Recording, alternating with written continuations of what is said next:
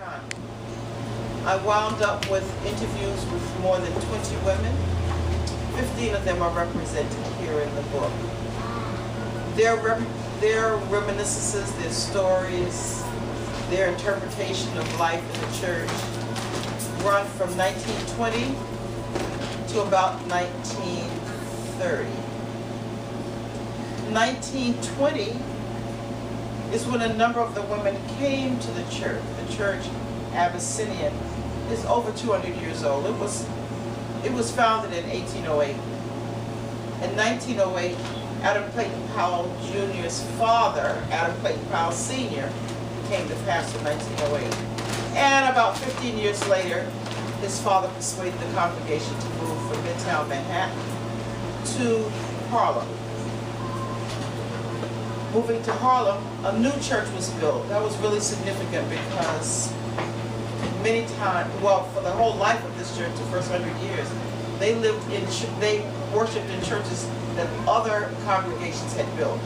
When they came uptown, they built their own magnificent This was a time when, and I really want you guys, if you don't want to talk, if you don't want to be here, it's okay. But if I'm talking, I don't want you to be looking back there because I'm talking to you. I'm talking about segregation. Tell me what segregation is. Segregation. What is segregation? Have you heard that word before? I did, but I didn't hear what it means. Okay. Missy, have you heard the word segregation before? Never heard that word before. Okay, Brandon, you heard that word before? Segregation. What is segregation? It was the time of the separation between white people and black people. Time of separation between, listen, I'm telling you what segregation is. A time of segregation, a practice of separating. Segregate means to separate. These women were separated from good jobs. They were separated from good housing. Why? They didn't have the right to vote. They had the right to vote, but they didn't have good representatives. Why were they segregated? They were segregated away from well-paying jobs. Some of these women went to college, and you know what kind of jobs they got when they got out of college? Cleaning house. Wow. Why do you think that was? Yes. Think about it. Think about it now. Why do you think it was? Because that's a great job to do because your house might not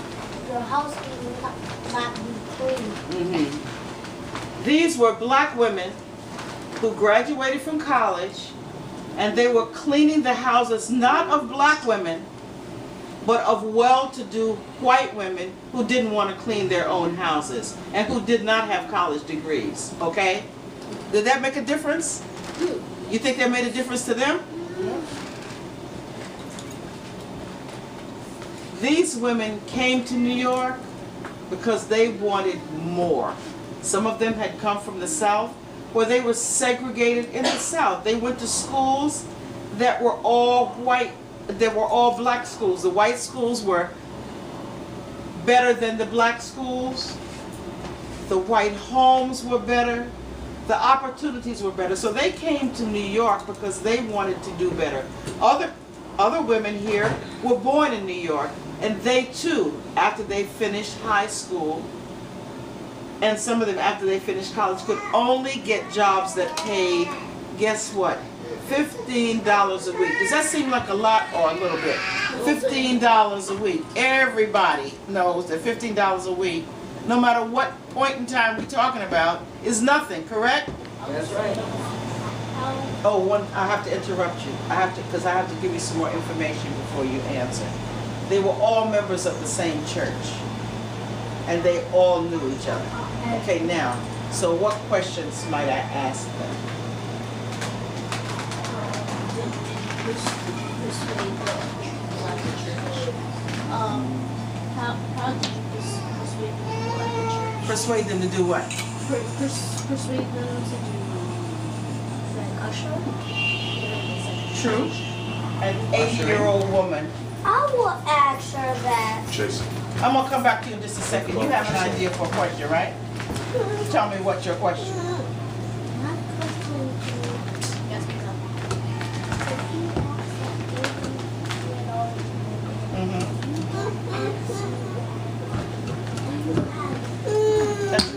Go back. She's. He's been asked. Oh, I'm sorry.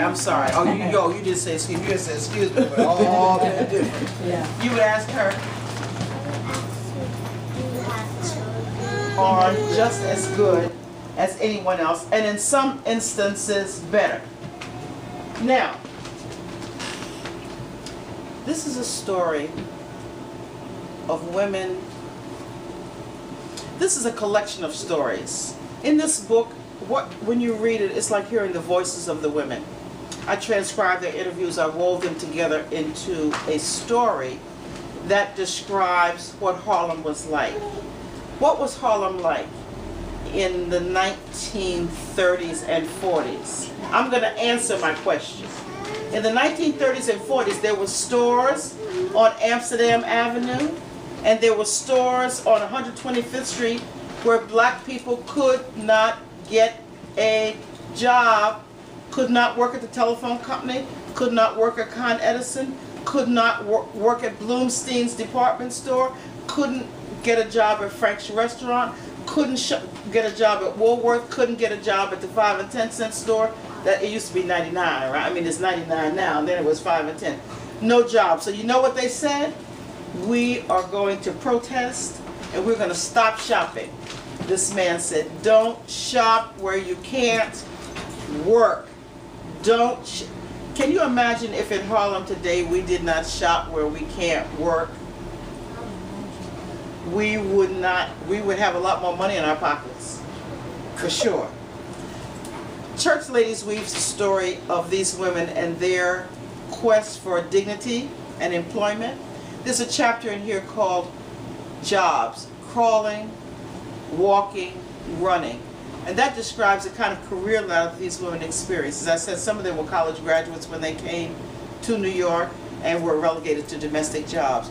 But through their energy, through their determination to improve their lot, through the services that were offered to them through the church, they were able to move from domestic work to jobs in the garment industry.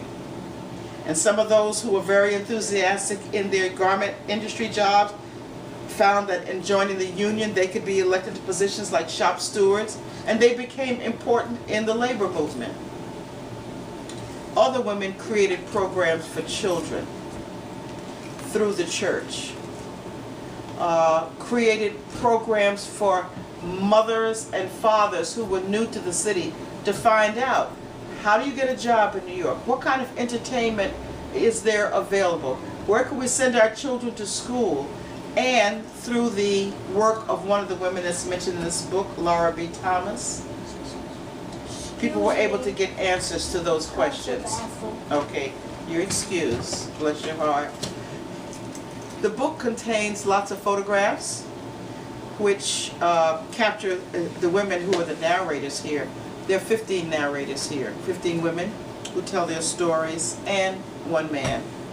And I also included within the book, I was blessed to be able to get a hold of the scrapbooks of many of the women. These women, because they were associated with a man who was famous, and I'm not talking at all right now about Adam Clayton Powell Jr. and his fantastic congressional career, but these women had an advocate in Powell, and they saved newspaper clippings, they saved photographs, they all had, many of them had scrapbooks, and they allowed me to include some pages from the scrapbooks in here, so you get an idea of what the life of the women was like. And in particular, one of the narrators, there's one man in the book. His name is Peter Holden. He's still alive. He's approaching 90 years old. And I'm not going to read a poem that he wrote, but the Polo Grounds and St. Nicholas houses were relatively new when Peter Holden and his family moved into them. He became active in a tennis association, and they started a newspaper, a newsletter. It was called the Colonial Times. And during the 1950s, when Adam Powell got into political trouble, the members of Abyssinian and the people who were politically aware in Harlem got together to re-elect Powell to office. It was a nasty contest. I don't want to go into the details, although they're very interesting. But black people decided to... You mean the one after World War II when he was running against that lawyer, Adam Clayton Powell? He ran for office every 2 years. I know, but I'm talking about the really contested election, probably post-World War II. Okay. What you're talking about? World War II was over when he first went to Congress. Okay. It was in the 1950s when he decided, after the Supreme Court decision, Brown versus Board of Education, Yeah.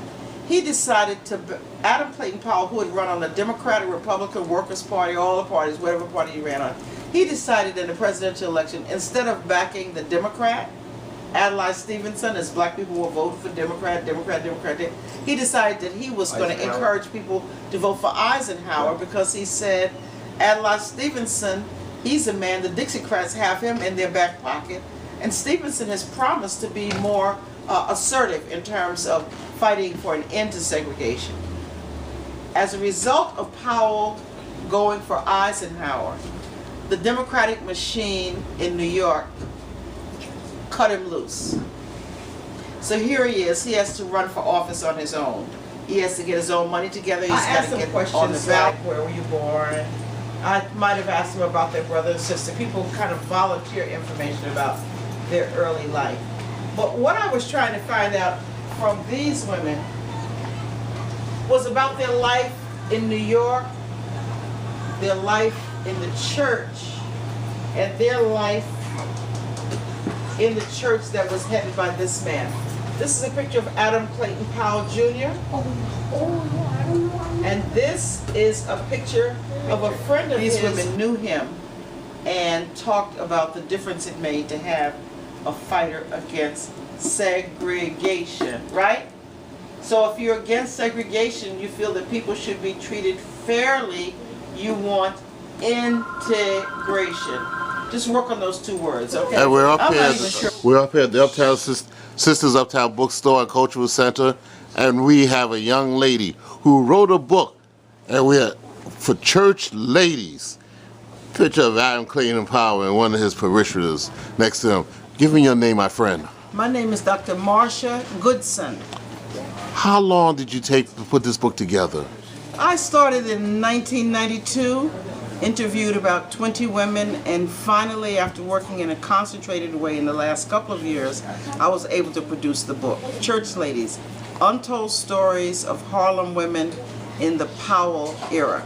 The Powell era. That was quite an era up at the Abyssinian Church, right? In the church in Harlem and in America, because Adam Clayton Powell Jr. was an advocate for black people nationally, as well as other people. He had a powerful legislative career that benefited Harlemites as well as others. Head Start, equal pay for equal work, immigration bills, many more that sought to improve the quality of life for people in America. I recall Lyndon Johnson, the president at that time, and called him on the telephone. And Adam Clayton Powell had a style and said, "Hello, baby." But Lyndon Johnson knew he was helping pass them bills, right? Absolutely. Adam was able to pass 60 pieces of legislation in a very short period of time before he was unceremoniously taken down. Yes, well, we ain't gonna talk about that. Okay. How he was taken down. But he passed a lot of legislation to benefit, even that office building. You know, he really didn't want an office building named after him. Well, I'm glad that there is some tribute to him so that Yes. his name can stay alive. I've asked people, do you know who Adam Clayton Powell is? And many of them only know it as the name of a street in Harlem. My position is that Adam Clayton Powell Jr. is more than the name of a street in Harlem. If anybody hears my words and they don't know anything about Adam Clayton Powell Jr., they should buy Church Ladies, Untold Stories of Harlem Women in the Powell Era, here at Sisters Uptown Bookstore at Amsterdam at 156th Street. Oh, well, we could advertise on YouTube. I have no problem there. It was public guys, I couldn't do that. But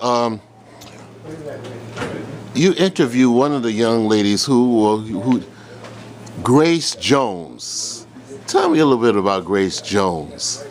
Grace Jones is one of the women who remains alive who told exciting stories of her years as a youth in Abyssinian Baptist Church, how she was baptized there, came under the supervision of some of those strong women there who told her that she had leadership qualities, and they groomed her from the time that she was very young to go on to have a successful career in promotion. Yes, she's excellent at that. And she also tells stories in the book about her efforts to get a job that she was promised at the New York Times. It's a great woman. Church ladies, they're the backbone of many, especially with the black churches though, right? They're the backbone, right? No black woman, no black church. Well, they say no justice, no peace, huh? No black women, no black church. It just doesn't happen. No. I'm happy to answer your questions. I've had a good time here talking with the young people and Why the introducing young people, in talking to them, what you want them to take from what you were talking about tonight? What I want them to take from it, that we have to find explanations that we understand in order to understand our history. We have to understand why black people had to sit in the balcony and white people could sit downstairs. We have to understand why black people had to sit in the back of the bus and not the front of the bus. There are things that I think we take for granted that children know that we actually need to explain to them, as I was explaining to them the terms superior and inferior, segregation. I didn't even mention Jim Crow. I think there are many adults who are not familiar with the term Jim Crow. But I thank you for your time. I thank you so much, and thank you for coming to Sisters. And this is Lenny B. from Sisters Uptown Bookstore for the LMS Extra Extra Show. And who are we interviewing today? Dr. Marsha Goodson. And I thank you so much. Thank you. And take it down.